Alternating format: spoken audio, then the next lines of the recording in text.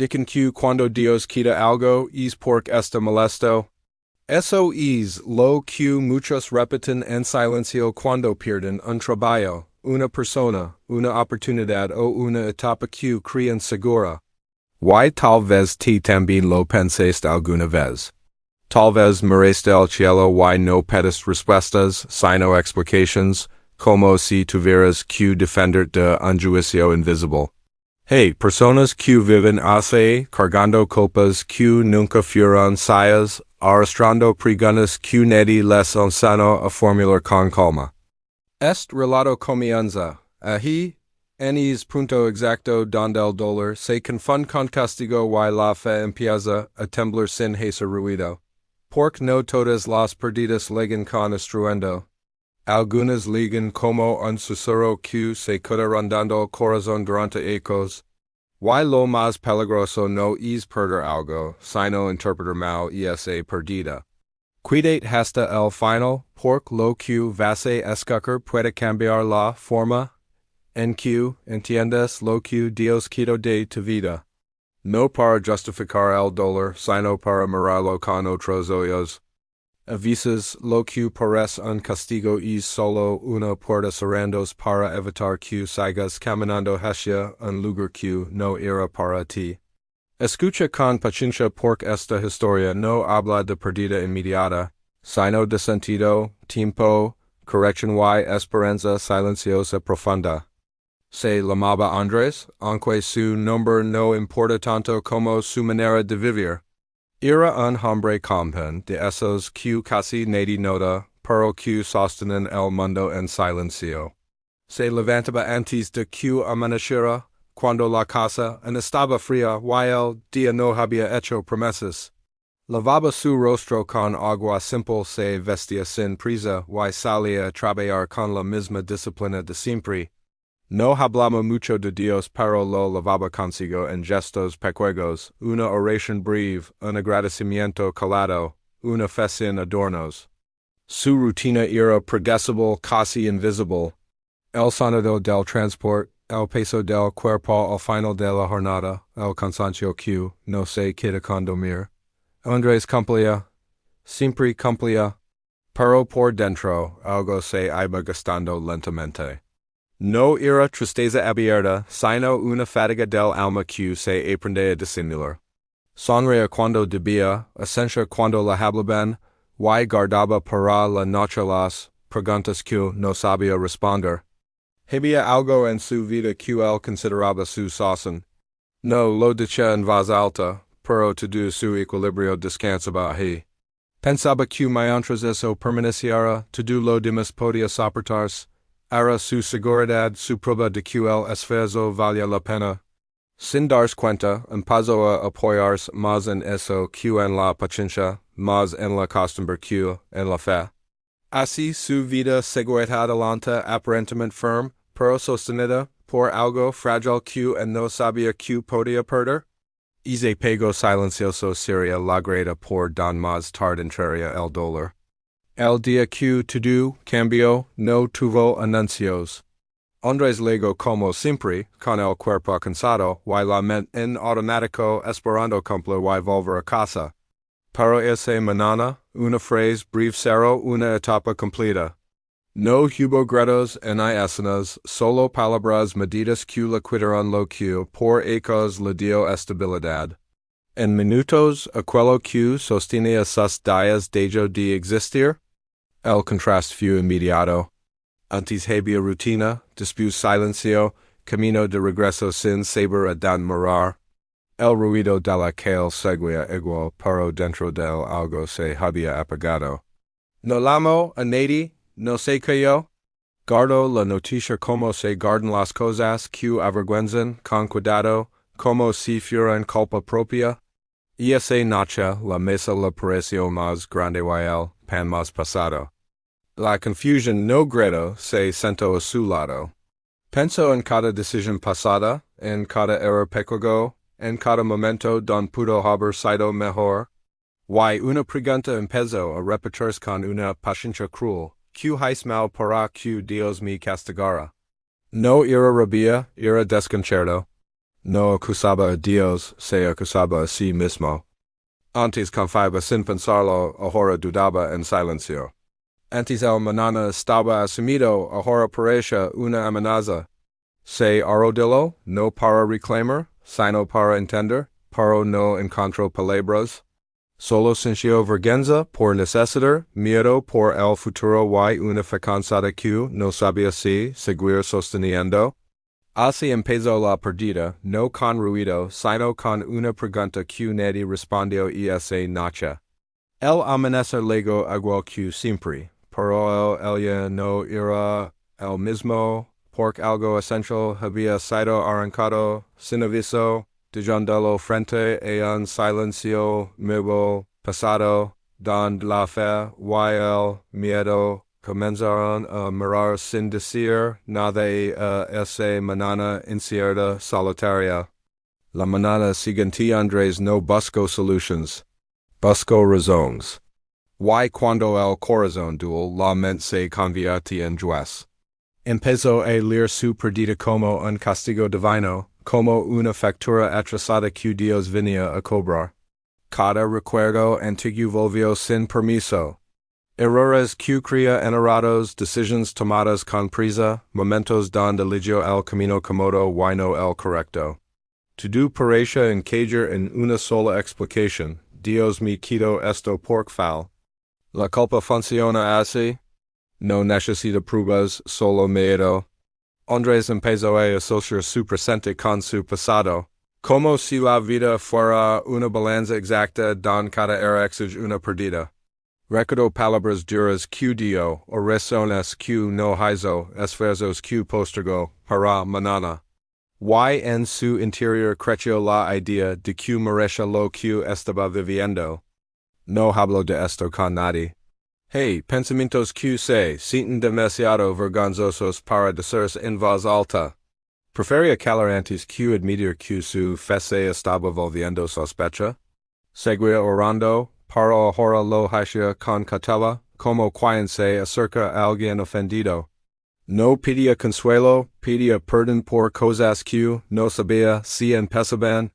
La mente humana busca sentido cuando el dolor no explica nada. Y si no lo encuentra, lo inventa. Andrés necesitaba creer que había una razón clara aunque fuera dura porque la idea de una perdida sin explicación le parecía más aterradora. Así, poco a poco, dejó de ver a Dios como guía y empezó a verlo como dress. Es fue el verdadero inicio del conflicto, no la perdida en sí, sino la interpretación que sembró miedo. Distancia y un silencio espiritual más profundo que la esencia misma. Desde ese punto, cada día se volvió una lucha interna, donde la fe pedía confianza, el miedo pedía control, y Andrés, cansado, no sabía a cuál obedecer mientras el tiempo avanzaba sin dar explicaciones, en hay consuelo alguno visible cercano. Una tarde, cuando el paso de los días, ya no cabía en su pecho, Andrés se sentó en una banca del parque. No iba buscando consejo, solo necesitaba aire.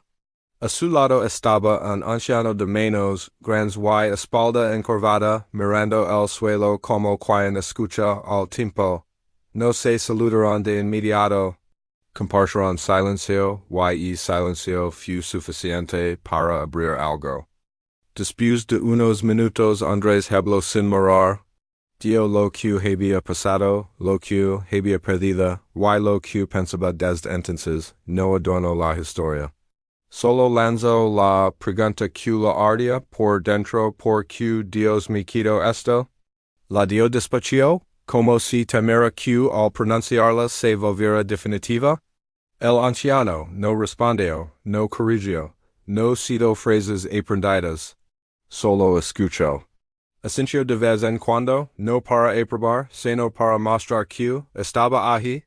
En su mirada no había presa en el juicio, solo una atención tranquila que Andrés no recordaba haber recibido antes.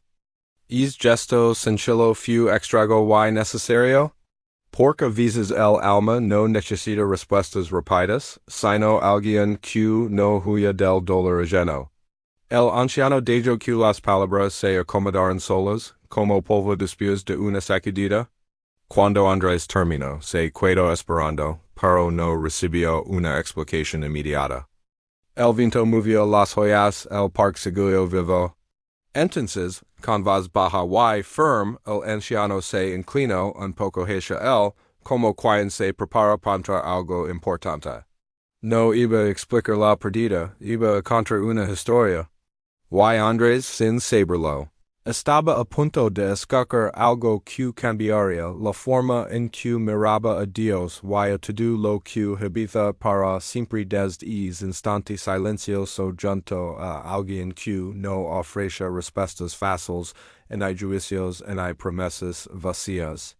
El anciano tomó aire y comenzó despacio, como quien no quiere romper algo frágil.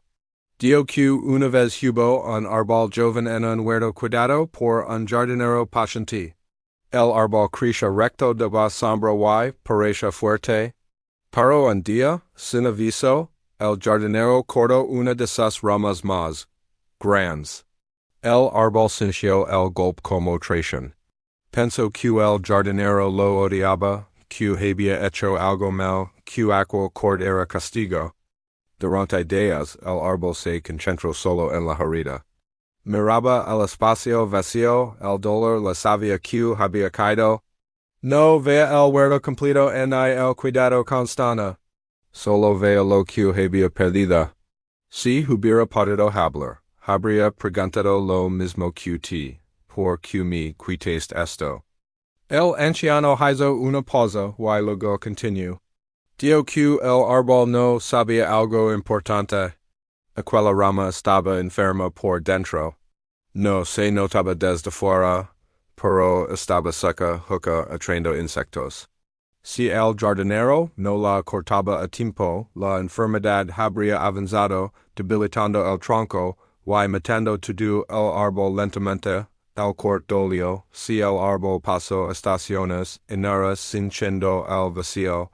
Pero gracias a ese dolor, la savia volvió a circular con fuerza, las raíces se hicieron más profundas.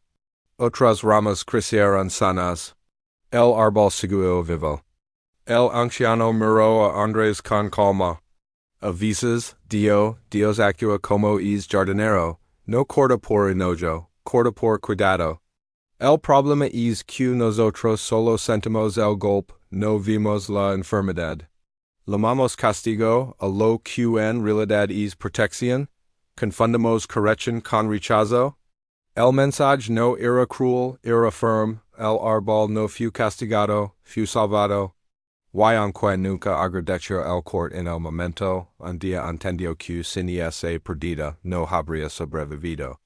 El anciano guardó silencio otra vez, diciendo que la historia ecara raíces en el corazón de Andrés, donde empezaba a nacer una pregunta distinta, menos acusadora y más abierta, sobre aquello que Dios había quitado para cuidar lo que podía vivir. Y esa es la diferencia, explicó, entre un castigo y un acto de amor. El castigo busca pagar una falta, el cuidado busca preservar la vida. Cuando Dios quita algo, no siempre está tirando una historia, a veces está evitando un final peor que todavía no podemos imaginar ni entender con claridad. Con el tiempo la verdad se revela. El anciano no levantó la voz, no hizo amenazas. Solo describió un camino posible si Andrés seguía creyendo que Dios lo estaba castigando. Dio que esa idea, sostenida en el tiempo, se vuelve amarga. Primero enfría la oración, luego vuelve pasada la fe. Y al final crea una distancia silenciosa entre el corazón y Dios, no de golpe, sino poco a poco, casi sin notarse. La hablo de mañanas donde el resentimiento despierta antes que la esperanza, de noches donde uno ora, pero no espera nada, de una fe que sigue existiendo, pero rota, desconfiada, siempre a la defensiva. Así comienza el peor futuro, no con grandes pecados, sino con una interpretación equivocada que se repite cada día. El anciano explicó que cuando una persona cree que todo dolor es castigo, Deja de aprender. Se encierra. Se compara.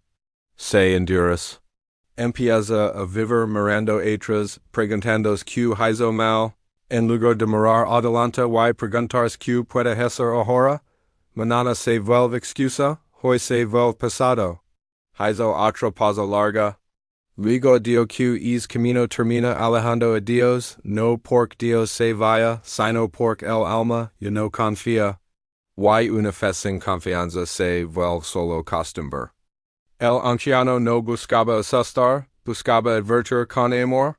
Porque si Andrés no cambiaba su manera de interpretar la perdida, no solo perdería aquello que ya no estaba, también perdería la paz, la esperanza y la posibilidad de crecer. Era el verdadero peligro, y en estaba a tiempo de evitarlo. El silencio volvió a caer entre ellos, pesado pero necesario, mostrando que el futuro no estaba escrito, que en podía elegir ahora, porque seguir es camino no era destino, era decisión, y toda decisión repetida termina formando una vida en la que después cuesta mucho decidir y corregir. Ahora déjame hablarte a ti. No como narrador, sino como alguien que también ha perdido, que perdiste. Fue un trabajo, una relación, una oportunidad que parecía segura. Y que pensaste en ese momento. Tal vez dijiste, como Andrés, que Dios te estaba castigando. Tal vez cargaste una culpa que no te correspondía, pregunté con honestidad. Desde cuando interpretas el dolor como rechazo, y no como corrección? A veces el orgullo se disfraza de humildad. Creemos que todo lo malo nos pasa porque fallamos, cuando en realidad no sabemos aceptar que Dios también quita quitando. La fe no siempre se demuestra entendiendo, sino confiando cuando no hay respuestas claras. Examina tu relación con Dios hoy, no mañana. ¿La hablas con confianza o con miedo? ¿Oras esperando guía o solo pidiendo que todo vuelva a ser como antes? Hey, perdidas que no regresen porque no deben regresar. Insistir en recuperar puede alejarnos del propósito que todavía está delante. No te hablo para juzgar sino para acompañar. Muchos viven atrapados en el pasado porque interpretaron mal una perdida. Y es error se paga con ecos de amargura. Hoy todavía puedes cambiar la pregunta, en lugar de decir por qué me castigaste. Puedes decir, ¿qué quieres enseñar mejor? Esa sola pregunta abre una puerta interior distinta. No borra el dolor, pero le da sentido. Y cuando el dolor tiene sentido, deja de destruir, empieza a formar. Ahí comienza una fe más madura, menos ingenua, pero más profunda, una fe que no hay, Andrés no recuperó lo que perdió.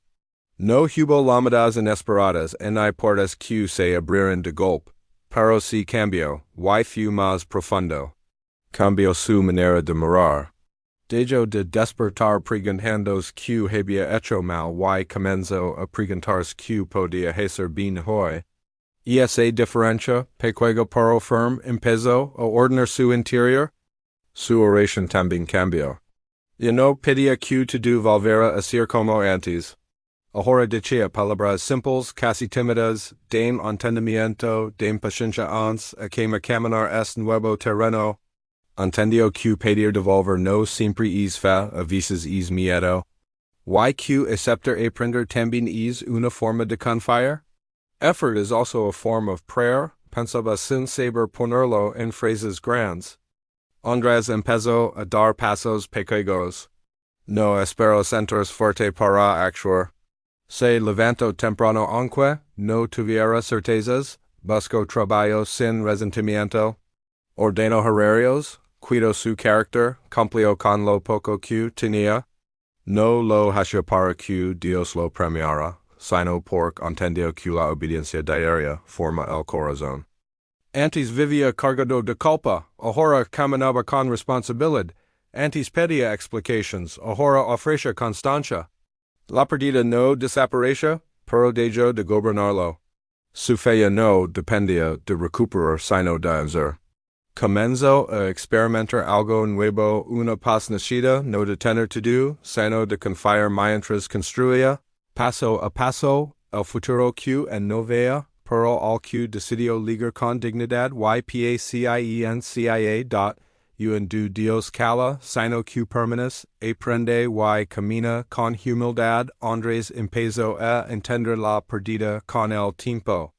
No fue de golpe, en I con una revelación espectacular. Miro atrás y veo señales que antes ignoraba. Cansancio constante, inquietud interior, una prisión silenciosa que lo estaba volviendo duro. Aquello que perdió lo sostenía, sí, pero también lo estaba desgastando por dentro, luego como silencio. Como una respiración profunda al final del día. Andres dejó de reclamar explications y comenzó a agradecer cuidado. No dio grandes palabras. Solo acepto que Dios ve caminos que nosotros no vimos. Ahora caminaba más liviano. No porque tuviera más, sino porque confiaba más, la perdida seguía siendo recuerdo, pero ya no era herida abierta. Era enseñanza, comprendió que cuando Dios quita algo, a veces está salvando todo lo demás. Esa comprensión tranquila, sin ruido, en anuncios Andres encontró paz. Una paz humilde nacida de aceptar que no todo lo que duele castigo, y que muchas veces Dios quita más cuando parece que se alea.